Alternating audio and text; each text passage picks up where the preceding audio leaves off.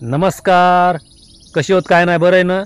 Okay असावं, कारण आपण येताना काय घेऊन आलेले नाहोत आणि जाताना काय घेऊन जाणार नाहोत. त्यामुळं खुश राहायचं. टेन्शन देणे का टेन्शन लेणे का नाही भावांनो. त्यामुळं आपले व्हिडिओ बघायचे आणि खुश राहायचं. तर सध्या जर परिस्थिती बघितली तर खूप शेतकरी संकटामध्ये या. एवढा संकटामध्ये त्याच्या कापसाचं नुकसान, त्याच्या सोयाबीनचं नुकसान आणि त्याचे इतर पिकं. कापसामध्ये कमरेत काल पाणी या, सोयाबीनच्या ढिगाखाली पाणी या. जमिनी अशा खरडू 40 ते 50% जमीन खरडून गेली. खरडून कुठं आहे सरकार? थोडे दिवस ओबीसी आरक्षण, मराठा आरक्षण थोडं बाजूला ठेवा आणि त्यातून तुम्ही देवाभाऊ, अजितदादा आणि एकनाथ शिंदे साहेब थोडं बाजूला निघा आरक्षणाच्या मुद्द्याहून. या शेतकऱ्याकडे थोडं शेतकऱ्याचं बघा किती नुकसान झालंय. आज त्याच्या पुढे एक प्रश्न आहे, फक्त एक. जमीन विकावी का कुटुंबासह फाशी घ्यावी?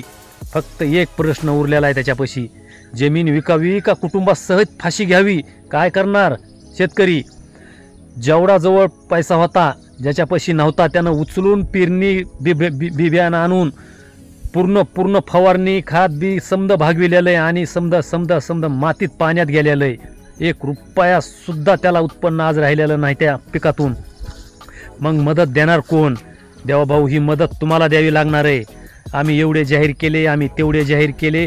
तुमचे ते जाहीर केलेले नको. तुमचे जाहीर केलेले तुमच्या जवळ ठेवा. तात्काळ शेतकऱ्याला मदत द्या आणि डायरेक्ट असे आदेश सोडा, त्याच्या अकाउंटवरती पैसे सोडून द्या. आणि त्याचं नुकसान जर 1 लाखाचं झालं असेल शेतकऱ्याचं माझ्या, आणि तुम्ही जर 4 आणि 5 हजार देता असताल तर त्याच्या 1 फवारणीचा खर्च सुद्धा निघणार नाही. सरकार 1 फवारणीचा खर्च सुद्धा निघणार नाही. तर तुम्ही मदत अशी करा शेतकऱ्याला की त्याचं नुकसान आधी झालंय किती, त्या नुकसानीच्या बरोबरीनं त्याला मदत करा. 1 लाखाचं झाला असेल तर त्याला किती मदत द्यावी लागेल ते तुम्ही विचार करून त्याला मदत द्या. 4 आणि 5 हजार रुपये मदत देऊ नका. त्याच्या एका फवारणीचा सुद्धा खर्च नाही ते. आणि शेतकरी जगला तर देश जगला. तुम्हाला वाटत असेल आमच्या गोडाऊनला खूप टॉक या धान्याचा. तुमचा टॉक शेतकऱ्यांना जर पिकवणं सोडलं तर तुमचा टॉक 1 महिन्यामध्ये त्या उंदराला खाण्यासाठी 1 कण सुद्धा राहणार नाही. कण उंदराला खाण्यासाठी 1 महिना जर तुम्ही ते टॉक चलल तुमचा. फक्त शेतकऱ्यांना जर पिकवायचं सोडलं तर तुमचा 1 महिन्यामध्ये टॉक संपून उंदराला खाण्यासाठी कण सुद्धा राहणार नाही सरकार. त्यामुळं माझी तुम्हाला विनंती आहे.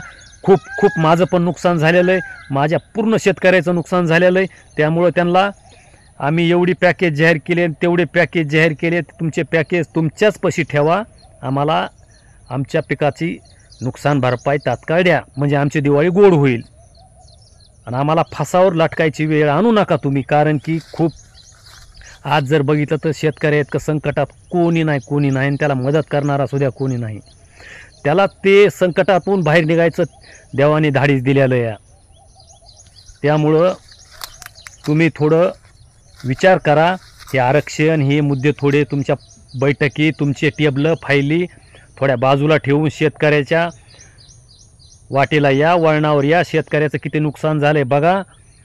आज शेतकऱ्यापाशी काही उरलं नाही. जनावरं अख्खे शेडं खपलेले इथं. त्यामुळं तुम्ही पहिलं शेतकऱ्याकडे बघा. शेतकऱ्याचं जर तुम्ही कल्याण केलं तर हे पूर्ण शेतकरी तुमच्या पाठीमागं खंबीर राहील. आणि तुम्ही जर त्याच्याकडे दुर्लक्ष केलं तर शेतकरीसुद्धा तुमच्याकडे दुर्लक्ष केल्याशिवाय राहणार नाही सरकार. त्यामुळं तुम्हाला त्याला त्याच्या नुकसानीची भरपाई द्यावी लागेल. ते पॅकेज जाहीर केलेले तसले आम्हाला नको. आम्हाला डायरेक्ट खात्यावर पैसे पाठवा. आणि तुम्ही स्वतः येऊन बघा नुकसान किती झालेले. जमिनी अक्षरशः खरडून गेलेले आहेत. खरडून हो. कुठं तुम्ही? आणि तुमचे दसरा मेळवेन, तुमची ह्या सभा संपन्नात आणि थोडं ते बंद करा आणि शेतकऱ्याला तात्काळ मदत जाहीर करा. जय जवान जय किसान.